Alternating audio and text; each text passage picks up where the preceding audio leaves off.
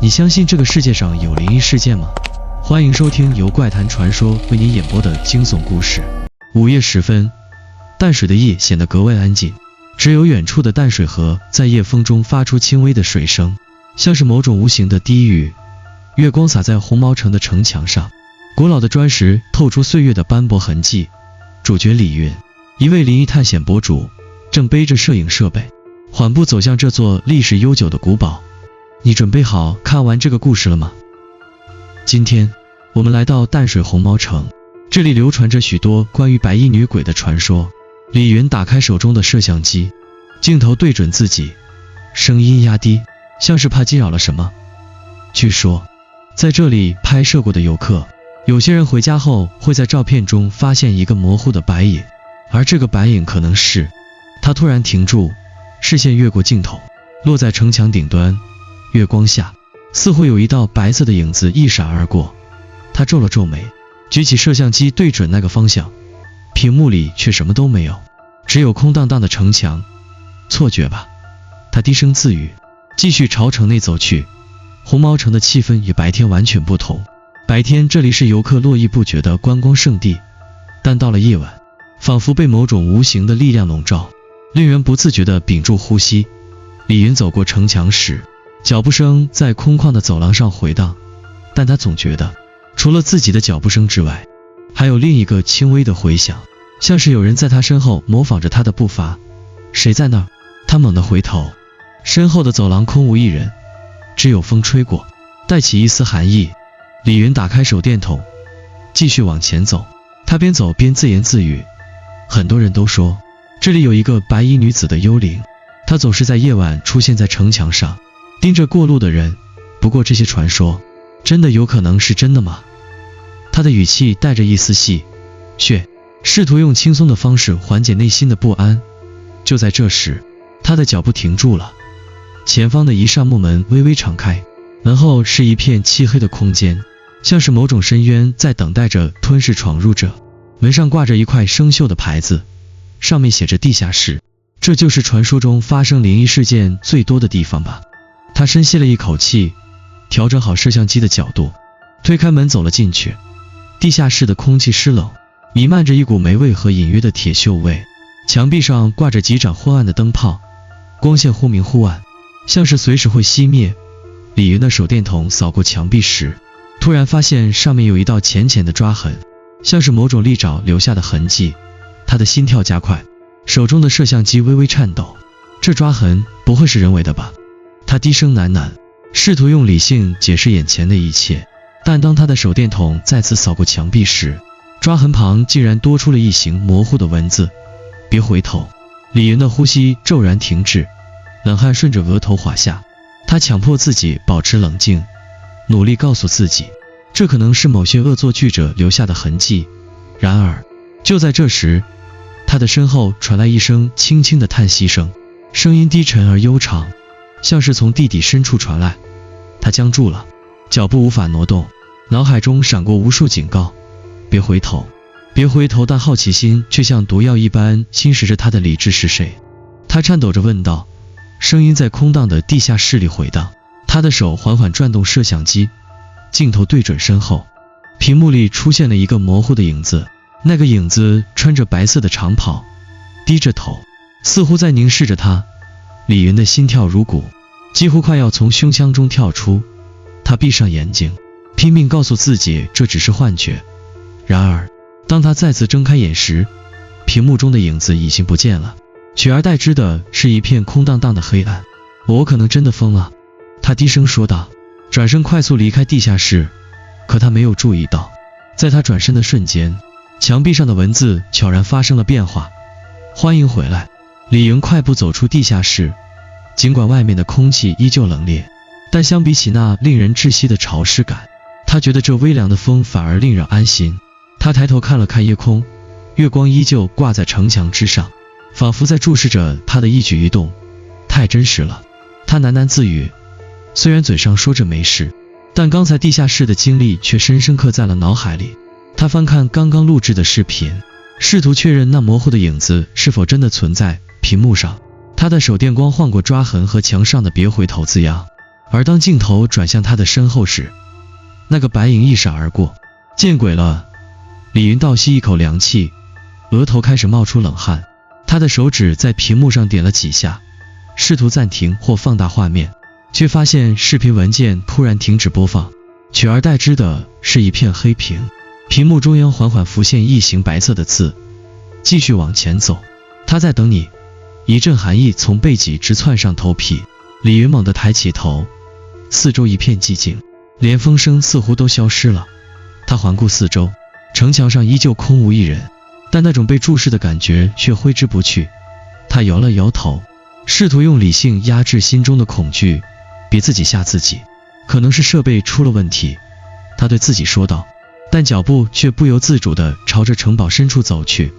一路上，他的手电筒光柱在地面和墙壁间来回移动，映照出许多模糊的影子。有些影子看起来像是普通的树枝和杂草，但总有那么一瞬间，他觉得它们像是人的手臂，甚至有些影子在微微摆动。李云走到一处拐角时，脚步突然停住了。眼前是一道古老的木门，门框上布满了蜘蛛网，木头的纹理深深凹陷，似乎经历了无数风雨。门旁边的墙壁上挂着一盏昏暗的灯，灯泡闪烁着微弱的光芒，像是随时会熄灭。这是什么地方？他低声问自己。他记得红毛城的地图上，这里应该是一间废弃的储藏室，但此刻门缝中却透出一丝微弱的光，像是有人在里面点了灯。李云伸出手，轻轻推开门，门发出吱呀一声，声音在寂静的城堡中显得格外刺耳。他探头望去，发现房间里空荡荡的，只有一张破旧的桌子和几张椅子，桌上摆放着一个古老的铜镜，镜子表面布满裂痕，但仍能隐约映出模糊的影像。这面镜子怎么会在这里？李云缓缓走近，手电筒的光照在镜子上时，他的脚步突然停住了。镜子里映出的并不是他自己的影像，而是一片朦胧的白雾，白雾中逐渐浮现出一个模糊的人影，影子穿着一袭白袍，低垂着头，头发凌乱地遮住了面容。谁？他试探性地开口，但镜中的人影没有回应，反而影子缓缓抬起头，露出了一张苍白而毫无生气的脸。那双眼睛黑洞洞的，没有瞳孔，却似乎直直地盯着他。李云的呼吸急促起来，他下意识地后退一步，然而他的脚却被地上的某个硬物绊了一下，整个人向后跌倒，手电筒滚落到地上，光柱乱晃，映出房间角落里一个陌生的影子。你终于来了！一个低沉而悠远的声音从四面八方传来，像是直接钻进了他的耳朵。李云急忙爬起身，环顾四周，却发现房间里空无一人，镜子里的人影也消失了，只剩下一片裂痕交错的镜面。这到底是怎么回事？他喘着粗气，试图平复自己的情绪，但心中的恐惧却像潮水般涌来。他捡起手电筒，再次照向镜子时，发现镜面上浮现出几行血红色的字迹：别停下，他在等你。这句话像一根针，刺进了李云的脑海。他不敢再多想，冲出房间，继续往城堡的更深处走去。可他没有注意到，镜子背面缓缓映出了他的影像，那影像正在对着他微笑。李云一路奔跑，脚步声在红毛城的空旷走廊里回荡，仿佛有人在身后紧紧追随。他的手电筒光柱晃动，映出墙上斑驳的影子，影子像是活了过来，扭曲着，延伸着，仿佛要从墙壁中爬出来。冷静点，冷静点！李云喘着粗气，停在了一处角落，背靠着冰冷的墙壁。他强迫自己不去回想刚才镜子里的景象，但耳边却隐隐约约传来低语声，声音温柔却令人毛骨悚然。你知道他为什么在等你吗？他猛地睁大眼睛，手电筒光照向四周，然而走廊依旧空无一人。那声音像是从他脑海深处传来，又像是从遥远的地方飘来，无法辨别方向。李云深吸一口气，打开手机，试图查找更多关于红毛城的资料。他在一个古老的论坛帖子中找到了一段模糊的记载，据说红毛城的地下室曾是荷兰殖民者关押犯人的地方，传闻有一名台湾女子被关押在此，她因不堪军官的虐待而自尽，她死前留下了一面镜子，传言她的灵魂被困在其中，等待着一个能替他离开的人。看到这段文字，李云的手不由得颤抖起来。他回想起那面裂痕斑驳的镜子，以及镜中浮现的白衣女子的影像，心中升起一股无法言喻的寒意。替代品。他低声重复着，脑海中浮现出一个可怕的念头。就在这时，他的手机屏幕突然变得漆黑，接着屏幕上缓缓浮现出一张人脸，那是一张苍白的女子面孔，嘴角微微上扬，露出一个诡异的笑容。李云惊叫一声，手机从手中滑落，摔在地上，发出清脆的声响。他低头去捡手机，却发现屏幕上的面孔已经消失，取而代之的是一行文字：地下室。答案在那，又是地下室。李云的脸色苍白如纸，他的直觉告诉他，那里才是所有谜团的源头，也是他唯一的出路。李云试图离开红毛城，但无论他怎么走，总是回到地下室的入口。城堡的布局像是被某种力量扭曲了，他明明沿着直线走，却发现自己不断绕回原地。这不可能！他愤怒地大喊，声音在空旷的城堡中回荡。他试图用相机记录下自己走过的路线，但每次回放视频时，画面却总是停留在地下室的入口。无奈之下，他只能推开地下室的门，再次走了进去。地下室的气氛比之前更加阴森，灯泡的光已经彻底熄灭，只剩下手电筒微弱的光芒在黑暗中摇曳。李云走到之前发现镜子的地方，却发现镜子已经不见了，取而代之的是一张泛黄的纸。他拿起纸，发现上面画着一幅简陋的素描，画中是一个白衣女子站在红毛城的城墙上，身后是暗沉的月光。女子的脸模糊不清，但那双眼睛却栩栩如生，直直地盯着画外的人。纸的下方写着一句话：他的故事，你会继续吗？李云意识到，这一切似乎不仅仅是一个简单的灵异传说，而是某种他无法理解的循环。他打开摄像机，对着自己说道：如果有人能看到这段视频，请记住，红毛城的故事不是结束，而是开始。就在他说完的瞬间，地下室的墙壁上突然浮现出无数模糊的影像，影像中是一张张陌生的面孔，每一张都带着恐惧与绝望的神情。他的脑海中响起了一个低沉的声音：你是他的下一个故事。李云盯着墙壁上浮现的影像，影像中每一张面孔都扭曲着，仿佛在无声的尖叫。那些面孔逐渐聚集在一起，形成了一道模糊的轮廓，轮廓中隐约浮现出白衣女子的身影。她站在那里，低垂着头，长发垂落，仿佛在等待着什么。你是谁？李云用尽全力喊道，声音在地下室中回荡。他的声音颤抖，心中却充满了愤怒和恐惧。女子缓缓抬起头，露出了一张苍白无血色的脸，她的眼睛漆黑如深渊，嘴角微微上扬，带着一抹诡异的笑容。她没有说话，但李云的脑海中却清晰地响起了她的声音：我是被遗忘的故事，而你是新的开始。李云拼命摇头，试图挣脱这种无形的压迫感。他退后几步，靠在冰冷的墙壁上，手电筒的光已经变得忽明忽暗，仿佛也受到了某种力量的干扰。我不明白，为什么是我？李云低声说道，眼中充满了绝望。他想起了自己选择来红毛城的原因，为了拍摄一段吸引观众的灵异视频，为了满足观众的好奇心。但此刻，他意识到自己可能已经陷入了一个无法逃脱的漩涡。女子的声音再次响起：因为你打开了门，每一个来到这里的人都会成为这个故事的一部分。你拍下的每一帧画面都会将我的影子带到更多地方。你不是观众，你是主角。李云猛地意识到，自己录下的影像可能已经被某种力量污染。如果他把这些影像发布出去，那些观看视频的人会不会也因此被卷入这个诡异的循环？他咬紧牙关，举起手中的摄像机，试图删除所有的录像。然而，屏幕上突然浮现出一行字：删除无用，故事已经开始。你骗我！李云怒吼，狠狠地将摄像机摔在地上。然而，当摄像机碎裂的瞬间，地下室的光线骤然熄灭，整个空间陷入一片伸手不见五指的黑暗。在黑暗中，他听到了脚步声，那些脚步声轻盈而缓慢，从四面八方靠近。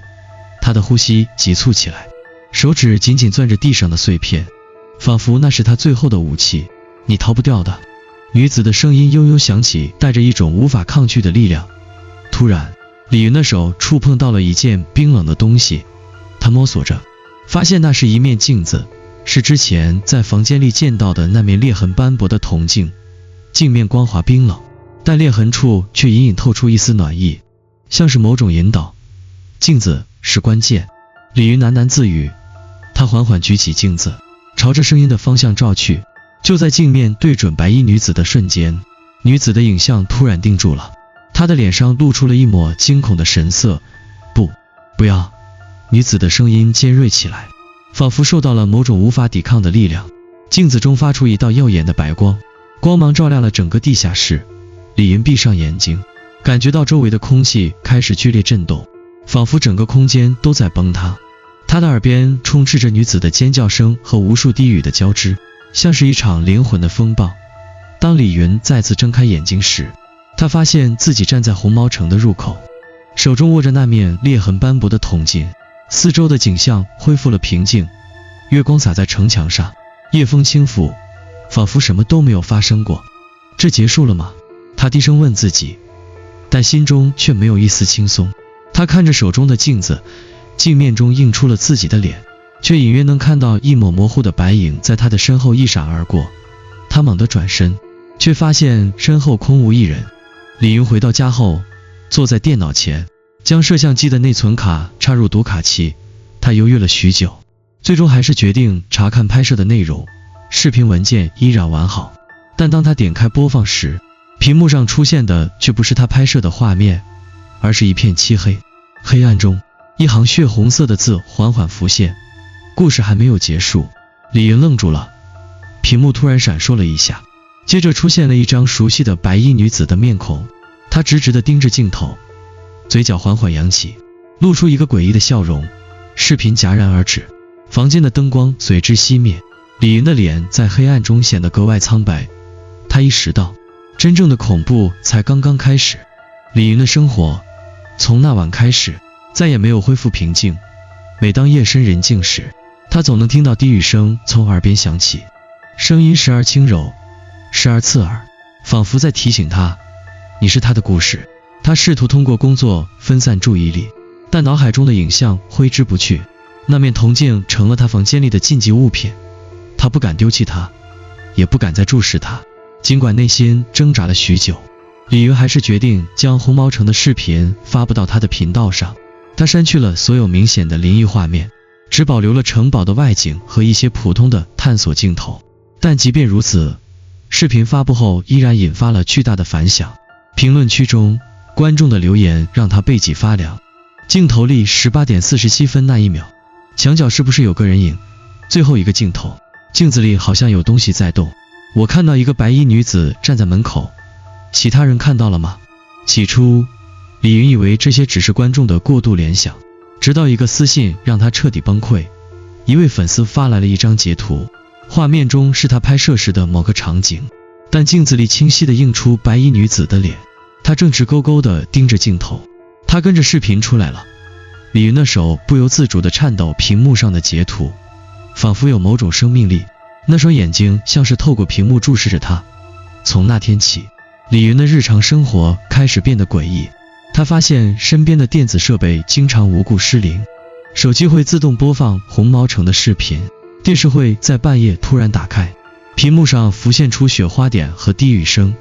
更可怕的是，他开始频繁地做同一个梦。梦中，他站在红毛城的城墙上，脚下是无边的黑暗，白衣女子站在远处，静静地看着他。她的嘴唇微微开合，似乎在说些什么，但他却听不清。每次从梦中惊醒，他都会发现铜镜被摆放在离床边更近的地方，镜面中隐隐约约映出模糊的影像，像是某个陌生的房间。李云试图寻求帮助，他联系了几位懂灵异的朋友，也请教了宗教人士，但没有人能给出明确的解决方法。有人告诉他，那面镜子可能是某种媒介，连接着红毛城的故事，只有找到它的真正来源，才能切断这个诅咒。然而，随着时间的推移，李云发现自己逐渐被孤立，身边的朋友和家人开始疏远他，他们总是用奇怪的眼神看着他，有些人甚至声称在和他对话时，看到了一张陌生的脸从他身后闪过。我真的被诅咒了吗？李云开始怀疑自己的精神状态，但那些无法解释的现象却一再提醒他，这一切都是真实的。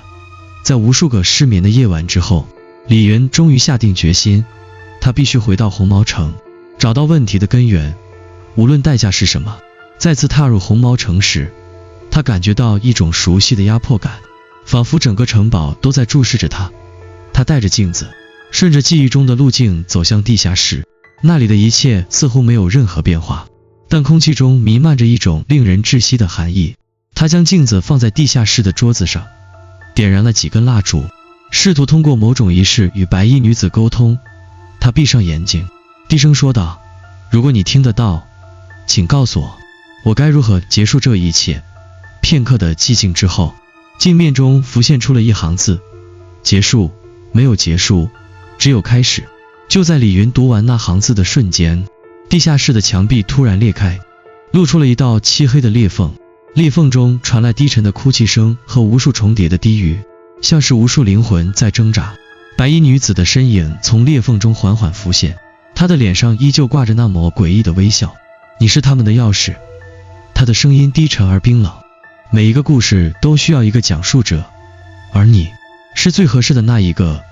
李云想要逃跑，但他的身体仿佛被某种力量固定住，他只能眼睁睁地看着女子走近，直到她的脸与他仅隔几厘米。欢迎加入我的故事，他低声说道。几天后，李云的频道更新了一段新视频，视频中他对着镜头微笑着，讲述着红毛城的灵异故事。他的语气平静，眼神却空洞无神。